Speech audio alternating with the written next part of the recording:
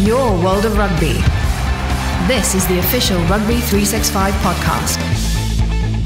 Welcome to the latest edition of Rugby 365's podcast. My name is Jan de Koning, and as usual with me in the studio, Tauriq Ebrahim. Tauriq, lots to talk about. We all know who the new Springbok captain is.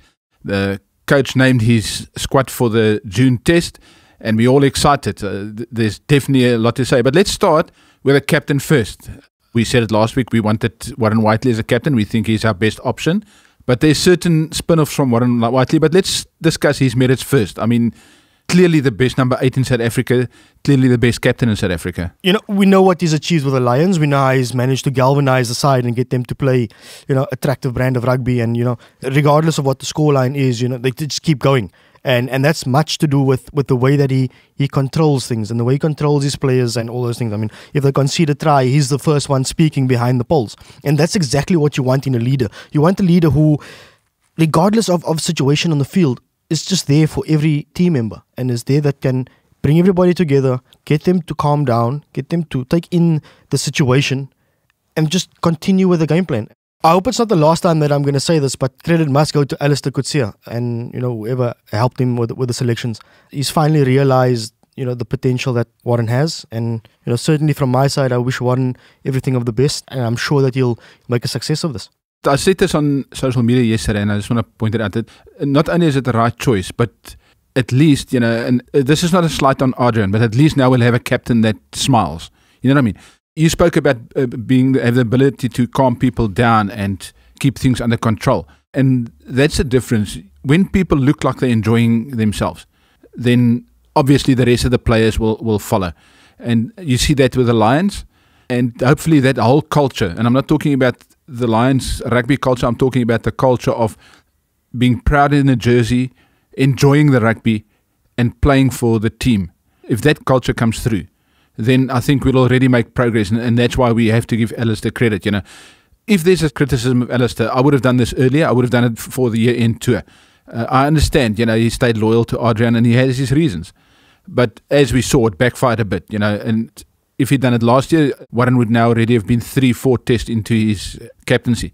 Be that as it may, it's a fresh start, it's a new year, and let's see where Warren takes us. It begs one question though. Warren as the captain means he is the best number 8 in the country. So does that mean that Dwayne is going to play a blindside flank? I definitely think so. I think, just because of Dwayne's size, he's a big ball carrier and that certainly suits, the blindside role. And it's exactly what Alistair said. So, let's listen to what Alistair said, regarding Dwayne Vermeulen's role now that Warren Whiteley is captain. When I selected Warren as the captain of South Africa, he was first selected based on his performances, consistent performances throughout, as the best number 8 in the country. I had numerous chats to Dwayne Vermeulen. Interestingly, in terms of the leadership, they complement each other very, very well. It would be a great combination to have a player like Warren and Dwayne in the side. And when I coached at the Stormers, the chat around Dwayne was always about being able to play 7, and he plays like a number 7 at times, blindside flanker, where he's really a great line-out expert. He's strong defensively. He can run of 9, where you have, sometimes Dwayne playing towards the ball as well, as an open side flanker. And where you have Warren, our roaming number 8, that plays in the wide channel like he does for the Lions, and linking ability with the back line. So if you look at 7-8 combination, it just makes such a logic combination with then open side flanker that will have obviously his role. I'm happy with the combination of a Dwayne, Warren at 8, Dwayne at 7, and one of the other flankers at 6. There we have it in a nutshell. I think Alistair explained it correctly. A lot of people have said that Dwayne is a number 7. Alistair used him as a number 8 at the Stormers. He used him sometimes on the side of the scrum, but I think Dwayne will be in his rightful position. But that leaves us with a number 6. Who will be your 6? We got Khaleesi there, we got Jaco Kriel there. I know that Jaco Kriel and Warren play together as a combination, and Alistair spoke of combinations. But we also have Khaleesi. Who would be your open side? If it's purely based on this 31-man squad that was named in the box side, it has to be Jaco Kriel. I don't think there is any other loose forward there, that can compete with what he does. Although I do feel that The selectors and Alistair's missed the trick. The Kings' Chris Cloete absolutely deserves it. I think he's the best open side that we do have. I think he's the best fetcher that we do have. Yes, Jaco Kriel can do the job, but he's not an out-and-out fetcher and out-and-out player. That's what Chris Cloete does. That's his speciality. And yes, I understand Alistair has his obsession with size. Cloete is not the biggest in the world, but he does the job that he's supposed to. So, had it been my choice, I certainly would have gone with Cloete. But because he's not there, it's going to have to be Kriel and nobody else. There's a couple of other selections where we can debate. I think the best is we either start at number 1 or number 15. So let's start at number 1. Let's start at the props, and we quickly run through what Alistair has. He stayed with Beast despite Beast's lack of form. That loyalty can be applauded, but sometimes loyalty goes too far. We saw it with Adrian last year. Does Beast deserve to be there?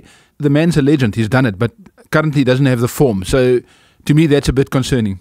Yeah, you can understand the loyalty part and you can understand the experience part, but how much longer? How much longer are we going to hold on to players who are literally there just because they've played there before? How much longer are we going to hold on to players who contribute nothing else but one thing? All Beast does these days is scrum, and that he doesn't even perform properly. Surely there are younger, more exciting props out there who can easily fit the bill. I mean, this is the time where Alistair's supposed to be blooding these youngsters heading into 2019 World Cup. Yet he's sticking with Beast. He's just one of them. I cannot understand why Beast is still there. But I think there's another prop in the squad which you dearly love to hate, which is in the same mold. A really good player and a good person, but does he still deserve his place? Does Koenie deserve his place? Absolutely not. I think if you want a prop that is going to concede penalties all the time and get you to play off the back foot all the time, then by all means select Koenie. Because that is all he does. He's a walking penalty. I'm sure that if other teams see him on the field, they go, we're going to get quite a few penalties out of him. I cannot see how you can justify a selection of Koenie Oosthuizen. He has not been playing well. He's had the odd moment here and there of where he's actually done something. But the odd moment is not going to cut it at international level. You've got to be consistent, and you've got to be consistently up there all the time. Can Koenie do it? I do not think so. Tauriq, based on the players in the squad, we're looking at Alistair's squad, players in the squad. Who would be your starting props be?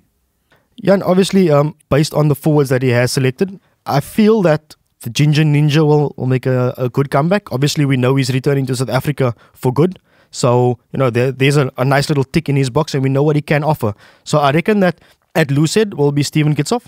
And at tight head, I definitely feel that Dreyer deserves it. I absolutely think he has to be our number 1 tight head at the moment. And in between those two, you want the power of Malcolm Marx? Absolutely. I think that everybody has said, last year, and I was one of them, that said that, as a hooker, he needs to work on his line-out throw-ins because he's been erratic. And you can see this year, he's improved dramatically. And I still feel that there's still more for him to improve on.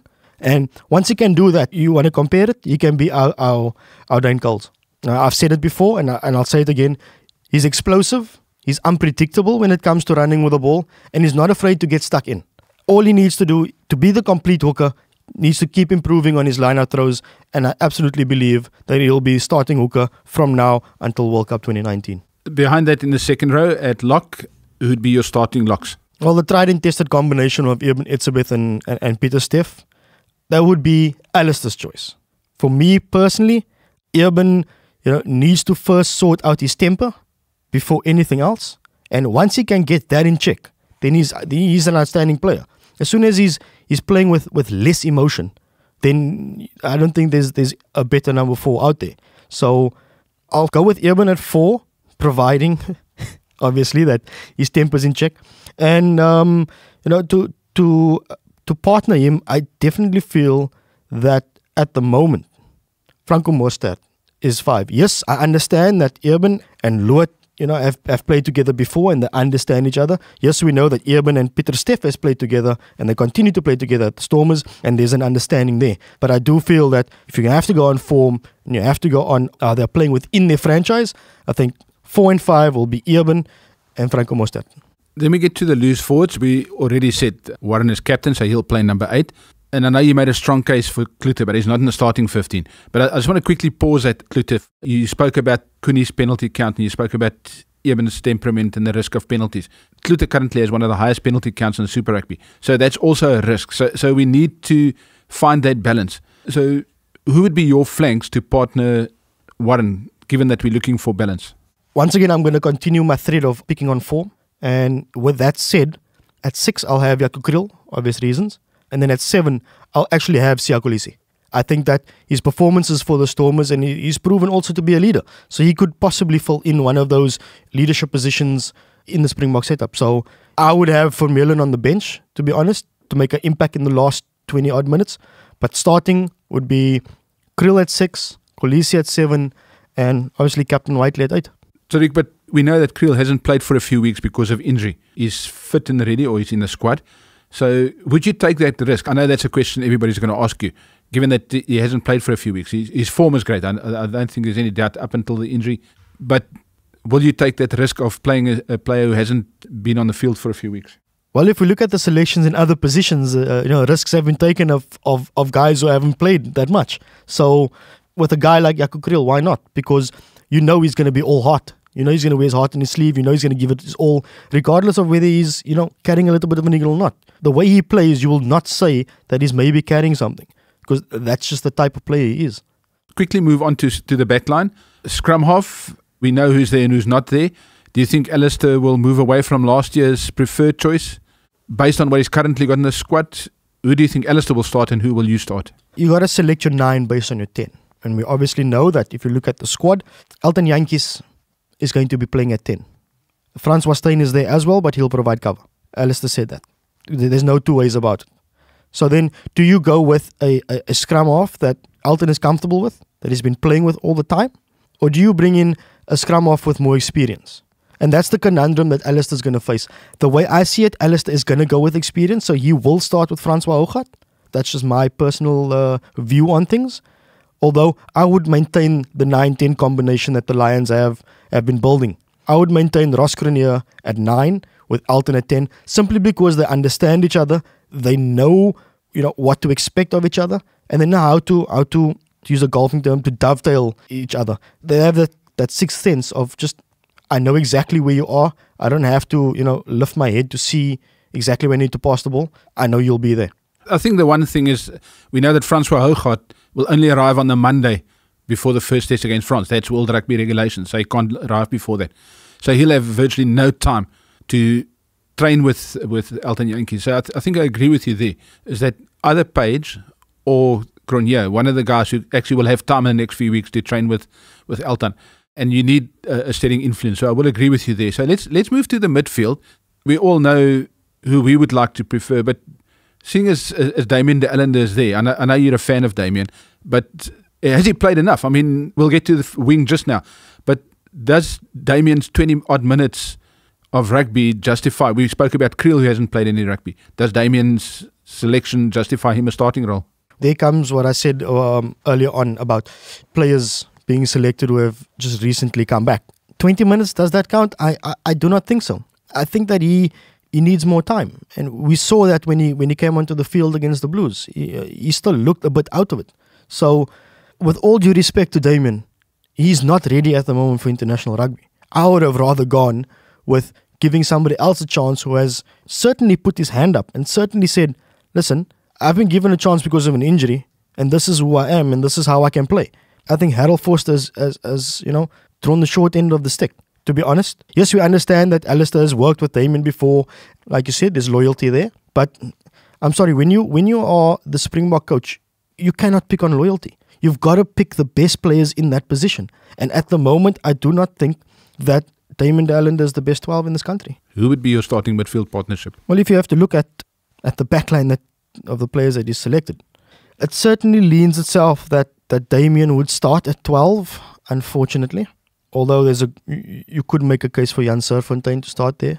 I feel, honestly, that let's throw the youngster into the deep end. Let's throw Lokanyo Am into 13 and let him see. And let's just see what he can do. Honestly, what he's delivered thus far this season, it's pretty promising. Whether or not he can transfer that form into the international arena, we won't know unless he's given the chance. So back the young guy and let's see how it goes. Maybe if needs be, if you want to test him, then don't start him, which is what I feel is probably going to happen. I do feel that if Damien does not start, we'll see the Bull Centre partnership in there. I think we'll see Jan Serfontein at 12 and Jesse Kriel at 13.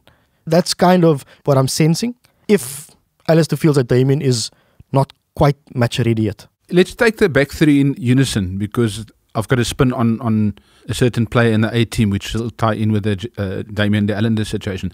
But based on the squad selected, who do you think should start in the back three and what positions? All right, Andries Kutsia has to be fullback. And if you want a fullback cover, then Jesse Kriel would do that role. But I honestly feel that Kutsia absolutely deserves it. He brings something different, and he's certainly one of those players who has said, listen, I want to be a Springbok. So definitely Kutsia at 15. I do suspect that we'll see Dylan Lades on the one wing. We know that Alistair's loyalty, Cape Town, Stormers, etc., etc. Because if we look at the wings that he has selected, his choices are Dylan Lades, Raymond Rule, Gordon Elskosan. Now those are the three that he's chosen.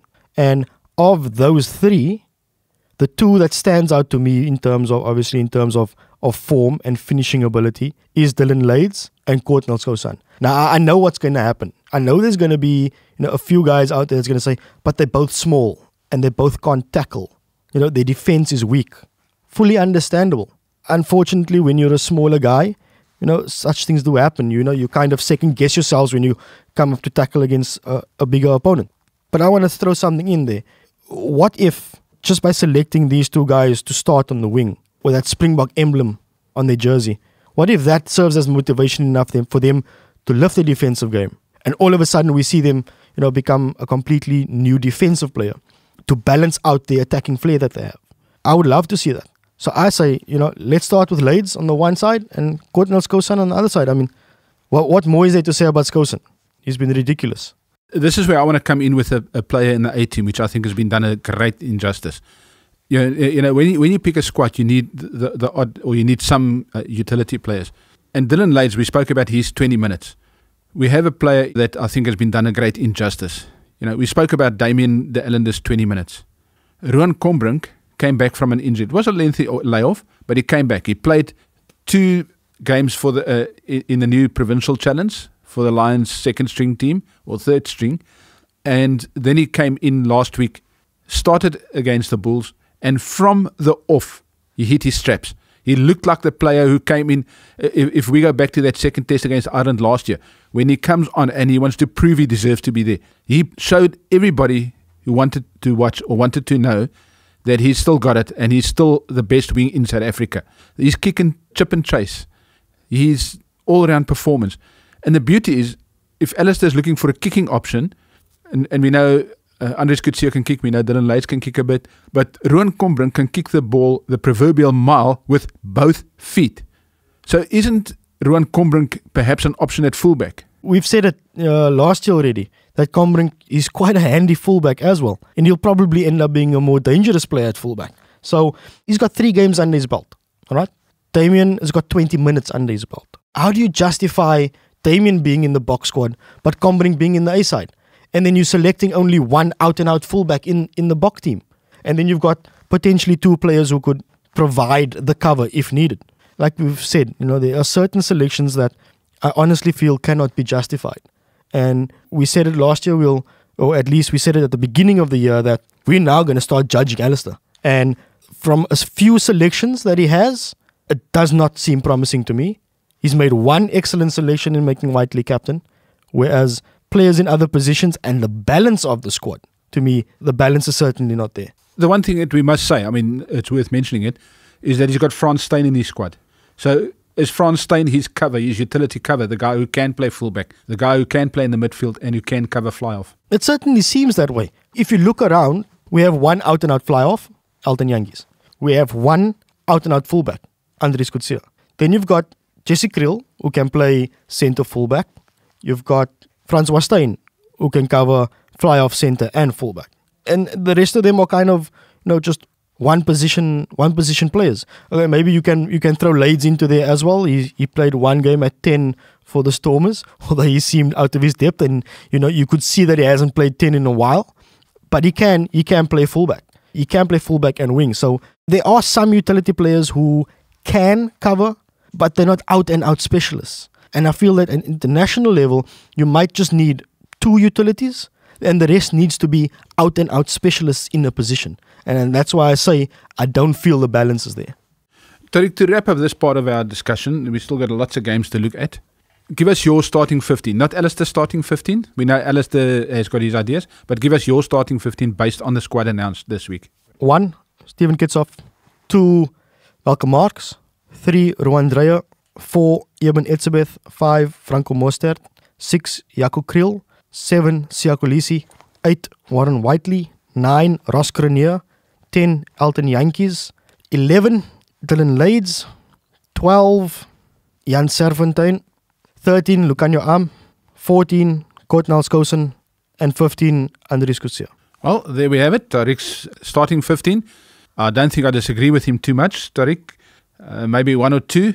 I would definitely make way for... I'm not sure that Khaleesi and Kriel as the balance right.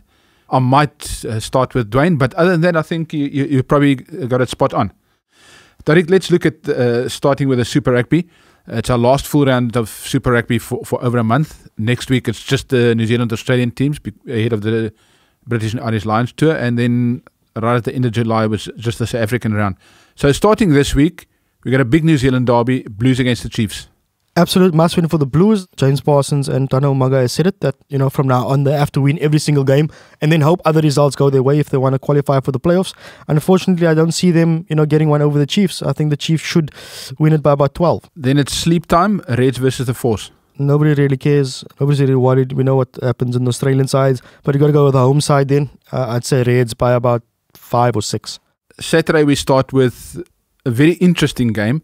2 struggling teams, the Sunwolves against the Cheetahs. Can the Cheetahs finally break their losing streak? Yeah, two struggling teams who only tend to play for 60 minutes. But I do feel that the Cheetahs have got this one. I think that they'll get over their mental block and should take it by about 10. Then we have another big game. The Highlanders, desperate to stay in the playoff race. They're pretty decent at the moment.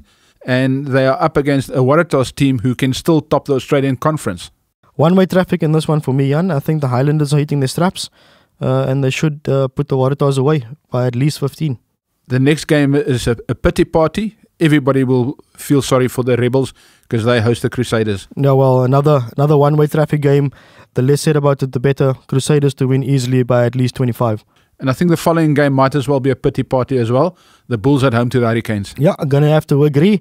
I feel that the Bulls' misery is going to continue and they're going to see even less people at Loftus. Hurricanes certainly by 20 or more. And I think the next game you said you're changing your loyalty because the Sharks are at home to the Stormers.